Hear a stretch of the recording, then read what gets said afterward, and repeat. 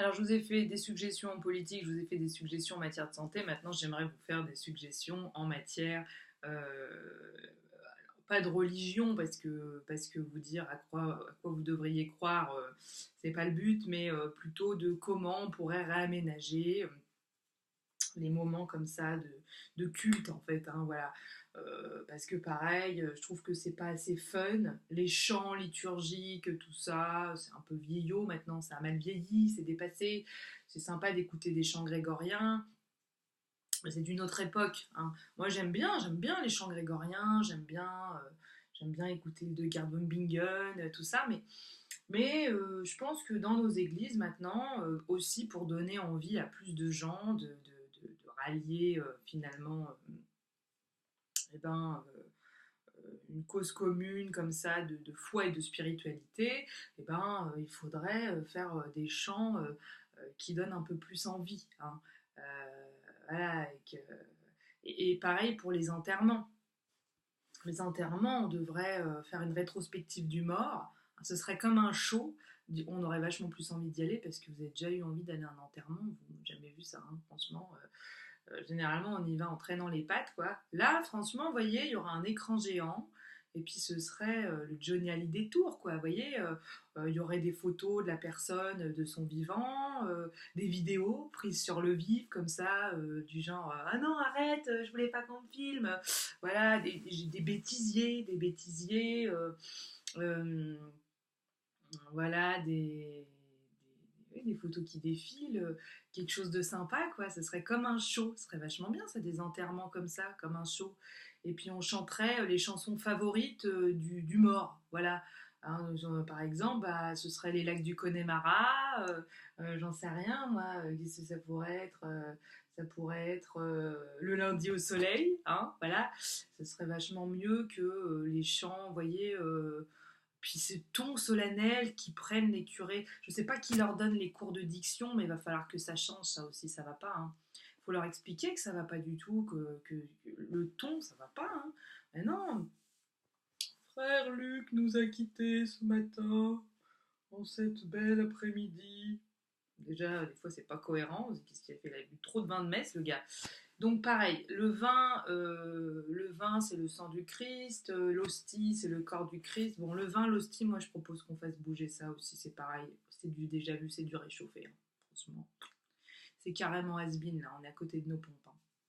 Non, moi je pense que les hosties, on peut remplacer ça par des M&M's ou des Smarties, hein. Quelque chose de coloré, parce que, alors oui, d'accord, on te dit, bah oui, mais c'est le corps du Christ, alors il faut que ça se rapproche le plus possible de la tronche du corps du Christ au niveau de la couleur. Déjà, qui te dit que le Christ n'était pas extraterrestre, ça se trouve, il était bleu, vert, rouge, jaune, t'en sais rien, toi, tu vois. Il avait peut-être un cœur chocolaté, hein. Il avait peut-être une petite cacahuète à l'intérieur. À l'intérieur comme ça, il avait peut-être un sac de cacahuètes qui se trimballait comme ça. Bah, du coup, le M&M c'est vachement plus adapté, hein. C'est vachement mieux de se dire qu'à l'intérieur de lui coule du chocolat plutôt qu'à l'intérieur de lui coule quoi. Qu'est-ce qu'il y a dans une hostie? Une hostie, tu mets en bouche, ça n'a pas de goût. Au moins avec le M&M's ou les Springles, là, pas les Springles, les Strickles, là, enfin bref, je sais plus comment ça s'appelle ce machin-là. Je mangeais ça quand j'étais gamine, j'adorais ça. C'est coloré aussi, c'est des petites. Les tuiles rouges, et puis c'est plein de trucs de couleurs. Si jamais vous retrouvez le mot, vous pouvez me le mettre en message en dessous là pour dire, comme ça je saurais comment ça s'appelle, les Strickles. Les Pringles, c'est autre chose, ça c'est pour l'apéritif. Goût paprika et tout. Non, non, on a. Alors, remarquez, ça se rapproche de l'hostie. Ce serait déjà mieux que l'hostie, peut-être les Pringles. Mais bon, c'est quand même plein de trucs chimiques, je suis d'accord, hein, bien sûr, dans les M&M's, dans les Smarties, dans les Pringles, dans les machins, et les Pringles, il y a plein de trucs, d'additifs, de trucs dégueulasses, hein. Ça, c'est sûr que pour la santé, c'est pas terrible, hein. Bon, qui c'est que cette génération d'alcooliques aussi qui boit le sang du Christ en buvant du vin? Non, mais en fait, à un moment donné, il y a un mec, il était accro à l'alcool, un curé ou un prêtre ou j'en sais rien, il s'est dit, tiens, on va dire le sang du Christ, c'est du vin. En plus, c'est de la piquette qu'il nous donne. S'il nous filait du Saint-Émilion encore, ça irait, mais non, non, il nous file le vin de messe pourri de chez Lidl, là. Non, mais ça va pas du tout, ça. Alors je sais pas, donnez-nous. Pourquoi est-ce qu'on boit pas du jus de raisin? déjà vachement plus sain pour la santé. Mais moi, je propose carrément du jus de cranberry ou du jus de canneberge, quoi, vous voyez, parce qu'en plus de ça, bah, ça guérirait l'utérus ou ça guérirait la vessie des femmes qui ont des cystites ou des infections urinaires à répétition. C'est vachement bien le cranberry pour ça, hein. N'hésitez pas, si jamais vous avez des problèmes d'infection urinaire, vous buvez du jus de cranberry. Vous prenez le truc le plus naturel qui soit, vous prenez le truc avec plein de produits chimiques que vous avez trouvé chez Carrefour, je suis pas sûre que ça fasse un grand effet. Mais cranberry canneberge, à la base, c'est pas mal, hein, pour tout ça, hein. Voilà, ouais, moi je trouve que la messe, c'est pareil. C'est exactement comme les discours du président. Vous voyez, il faudrait que ce soit plus fun. C'est pareil, les églises, moi j'ai des copines, elles ont. Alors j'ai des copines, elles adorent comme moi les églises. Moi je peux pas aller dans une ville sans rentrer dans l'église. Je sais pas pourquoi, j'ai ce truc-là, j'aime bien. Alors la messe c'est autre chose, hein, ça a tendance à me gonfler, dès qu'il y a la messe je me tire, mais sinon j'ai tendance à, je me dis ah c'est super une église, je vais me promener machin, mais déjà il faut bien vous dire qu'avant les églises elles étaient colorées, maintenant les couleurs elles se sont taillées, c'est comme sur les pyramides d'Égypte, avant il y avait de la couleur, mais bon le temps a passé, les couleurs se sont barrées. Mais je sais pas, faudrait peut-être les repeindre. Bon, alors faudrait faire quelque chose de bien, évidemment. Je dis pas mettre des tags et faire en mode street art, parce que bon, ça n'aurait pas d'intérêt, puis ça dénaturerait complètement nos édifices religieux. Mais peut-être mettre un peu plus de fun, quoi, vous voyez, parce que c'est assez triste quand même. Déjà qu'il fait froid par nature dans une église. Vous êtes là, c'est un endroit chaleureux, censé relier les êtres entre eux. En fait, vous vous caillez les miches, vous avez limite un bonnet, une écharpe et puis un pull qui monte jusque-là tellement vous avez froid.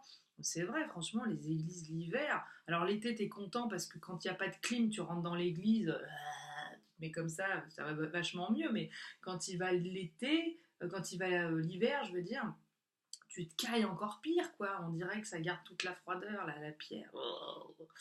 Donc, non, non, non. Moi, je pense qu'il y a moyen de faire des trucs vraiment sympas, quoi. Vraiment sympas. Des shows. Ouais, des shows. Pareil, le curé, il pourrait se retourner comme ça, il ferait sa messe. Bah, vous voyez bien le gospel, vous voyez bien, aux États-Unis, finalement, c'est vachement plus drôle, hein. On préfère tous.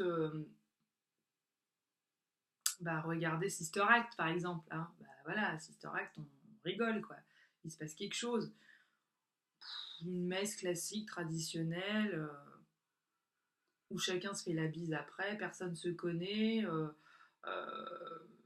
tout le monde se fait la bise pour dire on se fait la bise, on est tous frères, mais en fait c'est pas vécu dans le cœur, vous voyez, c'est vécu dans le mental, en mode moi je suis un bon citoyen, je suis un bon pèlerin, j'ai donné des deniers à l'église, quand on fait la quête je donne 50 euros à chaque fois, comme ça, bah, les travaux qui ont été faits dans l'église, bah, c'est grâce à la famille, hein, bah, c'est nous qui l'avons rénové ce truc-là. Ouais, ça n'a aucun intérêt là, ça n'a aucun intérêt, ça va pas du tout. Bon, j'espère que mes suggestions en matière d'église, en matière de culte, en matière de religion, vous ont inspiré. Voilà, parce que religion, je viens vous dire quand même, je viens vous répéter, je viens vous rappeler que ça vient de religere en latin qui veut dire relier, hein. Donc normalement, c'est fait pour qu'on se relie ensemble, c'est fait pour qu'on se sente soudés, unis. Là, je crois qu'il y a erreur sur la cablote, hein. Il y a quelque chose qui ne va pas du tout, hein. Je rappelle qu'on tue au nom des religions, je trouve que c'est pas très unifiant tout ça. Et en plus de ça, au Moyen-Âge, on le faisait déjà, on le fait encore. On n'a pas évolué d'un iota. C'est quand même désespérant. Moi, je sais pas qui traite le dossier depuis que la Terre est Terre, mais les mecs, ils doivent se retourner les cheveux, hein. Ils doivent se dire purée, non, mais ça fait des lustres là, ça fait des millénaires qu'on les a collés sur la Terre, ils sont encore en train de s'entretuer pour les mêmes conneries qu'il y a 10 milliards d'années, quoi. Franchement, c'est une race d'attardés, les terriens, hein. C'est pas possible, hein. Allez, bougeons-nous. Je vous kiffe, je vous love. Et surtout, n'oubliez pas de rire. C'est bon pour la santé.